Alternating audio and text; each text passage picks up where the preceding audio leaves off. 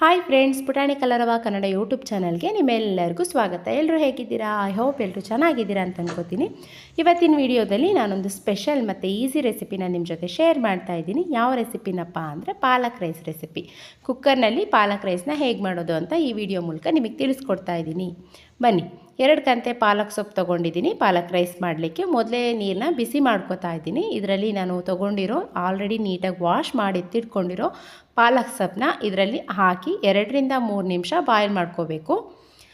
ಇದಕ್ಕೆ ಜಾಸ್ತಿ ಟೈಮ್ ಏನು ತೊಗೊಳ್ಳಲ್ಲ, ಒಂದು 2 ರಿಂದ 3 ನಿಮಿಷ ಸಾಕು.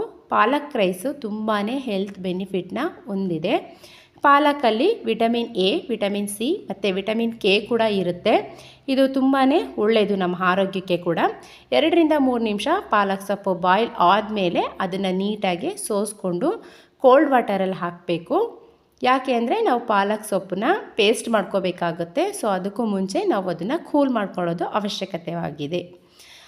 ಪಾಲಕ್ ರೈಸ್ ಮಾಡಲಿಕ್ಕೆ 2 ಸ್ಪೂನು ಗರಂ ಮಸಾಲ, ಸ್ವಲ್ಪ ಕೊತ್ತಂಬರಿ ಸೊಪ್ಪು, 2 ಮೆಣಸು, 2 ಲವಂಗ, 3 ಚಕ್ಕೆ, 2 ಪಲಾವ್ ಎಲೆ ತೊಗೊಂಡಿದ್ದೀನಿ. ಅದಾದಮೇಲೆ 2 ಸ್ಪೂನಷ್ಟು ಕಸ್ತೂರಿ ಮೆಂತ್ಯ, 3 ಮೀಡಿಯಮ್ ಸೈಜ್ ಆನಿಯನ್ನ ಕಟ್ ಮಾಡಿಟ್ಕೊಂಡಿದ್ದೀನಿ. ಅದ್ರ ಜೊತೆ 4 ರಿಂದ 5 ಹಸಿಮೆಣ್ಸಿಕಾಯಿ ತೊಗೊಂಡಿದ್ದೀನಿ. ಶುಂಠಿ ಬೆಳ್ಳುಳ್ಳಿ ಪೇಸ್ಟು, ಅರಿಶಿನ ಪುಡಿ, ರುಚಿಗೆ ತಕ್ಕಷ್ಟು ಉಪ್ಪು. ಇಷ್ಟಿದ್ರೆ ಸಾಕು. ಪಾಲಕ್ ರೈಸ್ನ ತುಂಬ ಈಸಿಯಾಗಿ ಮಾಡ್ಕೋಬೋದು. ಇದು ಕೂಲ್ ಆದ ತಕ್ಷಣ ನಾವು ಇದನ್ನು ಪೇಸ್ಟ್ ಮಾಡ್ಕೊಳ್ಬೇಕು. ಪೇಸ್ಟ್ ಮಾಡ್ಕೊಳ್ಳಿಕ್ಕೆ ನಾನು ಒಂದು ಮಿಕ್ಸಿ ಜಾರ್ಗೆ ಹಾಕ್ತಾಯಿದ್ದೀನಿ.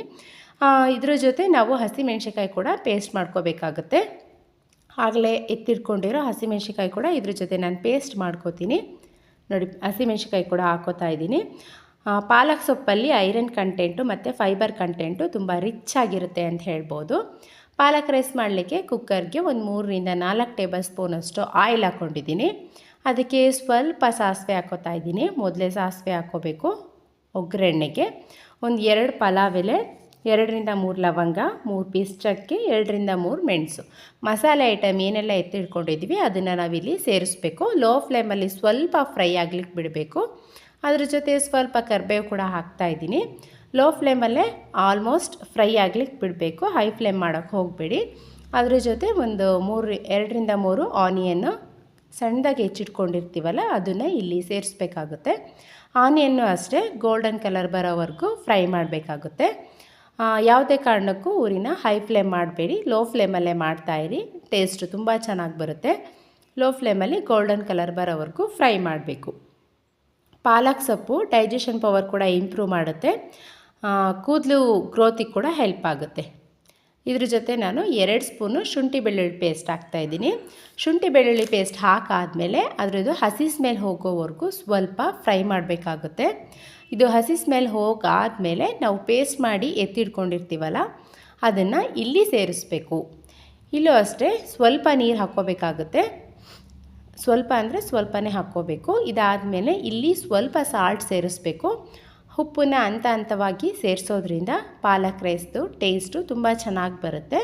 ಇಲ್ಲೂ ಸ್ವಲ್ಪ ಹಸಿ ಸ್ಮೆಲ್ ಹೋಗೋವರೆಗೂ ಫ್ರೈ ಮಾಡ್ಕೋಬೇಕು. ತುಂಬ ಜಾಸ್ತಿ ಡೀಪ್ ಫ್ರೈ ಮಾಡ್ಕೊಳ್ಬೇಡಿ.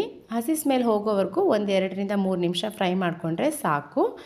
ಇದಾದಮೇಲೆ ನಾನು ಇಲ್ಲಿ ಗರಂ ಮಸಾಲ 2 ಸ್ಪೂನ್ ಎತ್ತಿಟ್ಕೊಂಡಿದ್ದೆ ಅದನ್ನು ಸೇರಿಸ್ತಾ ಇದ್ದೀನಿ.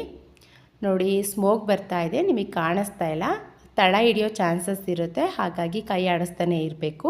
ಇದಾದಮೇಲೆ ನಾನು 1.5 ಕಪ್ಪಷ್ಟು ರೈಸ್ನ ಆಲ್ರೆಡಿ ವಾಶ್ ಮಾಡಿ ಎತ್ತಿಟ್ಕೊಂಡಿದ್ದೆ ಅದನ್ನು ಕೂಡ ಇಲ್ಲೇ ಸೇರಿಸ್ತಾ ಇದ್ದೀನಿ. ರೈಸ್ ಹಾಕಿದ ಮೇಲಂತೂ ಕೈ ಆಡ್ತಾನೆ ಇರಬೇಕು. 1 ನಿಮಿಷ ಕೈ ಆಡಿದರೆ ಸಾಕು. ಇಲ್ಲಿ ರೈಸ್ ಹಾಕೋದ್ರಿಂದ ನಮಗೆ ಪಾಲಕ್ ರೈಸು ಉದುದ್ರಾಗಿ ಬರುತ್ತೆ, ಮುದ್ದೆ ಆಗಲ್ಲ. ಸೊ ಹಾಗಾಗಿ ಒಗ್ಗರಣೆಗೆ ರೈಸ್ ಹಾಕೋದು ತುಂಬಾ ಒಳ್ಳೆಯದು. ನಾನು ಇದರಲ್ಲಿ 1.5 ಕಪ್ಪಷ್ಟು ರೈಸ್ ತೊಗೊಂಡಿದ್ದೀನಿ. ಅದಕ್ಕೋಸ್ಕರ ಇದರಲ್ಲಿ 3 ಕಪ್ಪಷ್ಟು ವಾಟರ್ ಹಾಕ್ತಾಯಿದ್ದೀನಿ. 1.5 ಕಪ್ಪಿಗೆ 3 ಗ್ಲಾಸ್ ಆಫ್ ವಾಟರ್ ಹಾಕಲೇಬೇಕು. ನೋಡಿ, ನೀರು ಹಾಕ್ತಾಯಿದ್ದೀನಿ. ನೀರು ಹಾಕಾದಮೇಲೆ ಸ್ವಲ್ಪ ಹೊತ್ತು ಕುದಿಯೋಕ್ಕೆ ಬಿಟ್ಟು ಟೇಸ್ಟ್ ನೋಡಿ ಸಾಲ್ಟನ್ನು ಕೂಡ ಇಲ್ಲಿ ಸೇರಿಸ್ಕೋಬೋದು. ನೀಟಾಗಿ ಮಿಕ್ಸ್ ಮಾಡಬೇಕು, ಇಲ್ಲಾಂದರೆ ಮಸಾಲೆ ತಳದಲ್ಲೇ ಇರುತ್ತೆ, ರೈಸ್ ಜೊತೆ ಕನೆಕ್ಟ್ ಆಗಲ್ಲ. ಸೊ ಹಾಗಾಗಿ ನೀಟಾಗಿ ಮಿಕ್ಸ್ ಮಾಡಾದಮೇಲೆ ಲಾಸ್ಟಲ್ಲಿ ಸ್ವಲ್ಪ ಕಸ್ತೂರಿ ಮೆಂತೆ, ಸ್ವಲ್ಪ ಸಾಂಬಾರು ಸೊಪ್ಪು ಹಾಕಿ ಅದನ್ನು ಕೂಡ ನೀಟಾಗಿ ಮಿಕ್ಸ್ ಮಾಡಿ ಇಲ್ಲಿ ರುಚಿನ ನೋಡಿಕೊಂಡು ಸಾಲ್ಟ್ ಅವಶ್ಯಕತೆ ಇದ್ದರೆ ಸ್ವಲ್ಪ ಸಾಲ್ಟ್ ಕೂಡ ಹಾಕ್ಬೋದು. ಟೇಸ್ಟಿಗೋಸ್ಕರ ನಾನಿಲ್ಲಿ 1 ಸ್ಪೂನ್ ತುಪ್ಪ ಹಾಕ್ತಾಯಿದ್ದೀನಿ. ಟೇಸ್ಟ್ ತುಂಬ ಚೆನ್ನಾಗಿರುತ್ತೆ ತುಪ್ಪ ಹಾಕೋದ್ರಿಂದ. ಪಾಲಕ್ ರೈಸ್ಗಷ್ಟೇ ಅಲ್ಲ, ಯಾವುದೇ ರೈಸ್ ಮಾಡಬೇಕಾದ್ರೂ ಅಷ್ಟೇ 1 ಸ್ಪೂನ್ ತುಪ್ಪ ಸೇರಿಸ್ಕೊಳ್ಳಿ, ತುಂಬ ಚೆನ್ನಾಗಿರುತ್ತೆ. ಇದಕ್ಕೂ ಮೊದಲು ನಾನು ಪಾಲಕ್ ಪಲಾವ್ನ ರೆಸಿಪಿನ ಶೇರ್ ಮಾಡಿದ್ದೀನಿ, ತುಂಬ ಒಳ್ಳೆಯ ರೆಸ್ಪಾನ್ಸ್ ಸಿಕ್ಕಿದೆ. ಯಾರೆಲ್ಲ ನೋಡಿಲ್ಲ ಡಿಸ್ಕ್ರಿಪ್ಷನಲ್ಲಿ ಲಿಂಕ್ ಹಾಕಿರ್ತೀನಿ, ದಯವಿಟ್ಟು ಚೆಕ್ ಮಾಡಿ. 2 ವಿಷಲ್ ಮಾಡ್ಕೋತಾ ಇದ್ದೀನಿ ನಾನಿಲ್ಲಿ. ಕೆಲವರು ಪಾಲಕ್ ರೈಸ್ನ ಮೊದಲೇ ರೈಸ್ ಮಾಡಿಟ್ಕೊಂಡು ಮಾಡ್ತಾರೆ, ಬಟ್ ಕುಕ್ಕರಲ್ಲಿ ಮಾಡೋದು ತುಂಬಾ ಈಸಿ. ಎಲ್ಲರೂ ಒಂದ್ಸಲ ಟ್ರೈ ಮಾಡಿ ನೋಡಿ. ಯಾವಾಗಲೇ ಆಗಲಿ ಕುಕ್ಕರ್ ಲಿಡ್ನ ಓಪನ್ ಮಾಡಲಿಕ್ಕಿಂತ ಮುಂಚೆ ಏರ್ ಔಟ್ ಮಾಡಿ ಓಪನ್ ಮಾಡೋದು ತುಂಬಾ ಒಳ್ಳೆಯದು.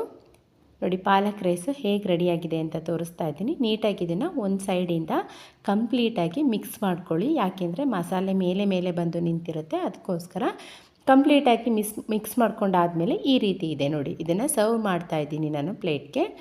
ನಾವು ಒಗ್ಗರಣೆಗೆ ರೈಸ್ ಹಾಕಿರೋದ್ರಿಂದ ರೈಸು ಉದುದ್ರಾಗಿದೆ, ಯಾವುದೇ ರೀತಿ ಮುದ್ದೆ ಆಗಿಲ್ಲ.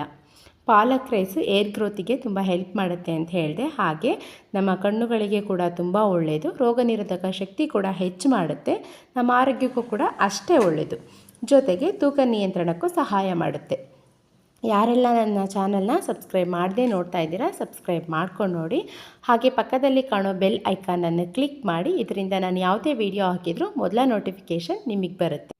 ಪಾಲಕ್ ರೈಸ್ ನೋಡಲಿಕ್ಕೆ ಎಷ್ಟು ಚೆನ್ನಾಗಿದೆಯೋ, ಆರೋಗ್ಯಕ್ಕೂ ಕೂಡ ಅಷ್ಟೇ ಒಳ್ಳೆಯದು, ಮಕ್ಕಳಿಗೆ ಉತ್ತಮ ಆಯ್ಕೆ ಅಂತಲೇ ಹೇಳ್ಬೋದು. Thanks for watching, keep supporting us.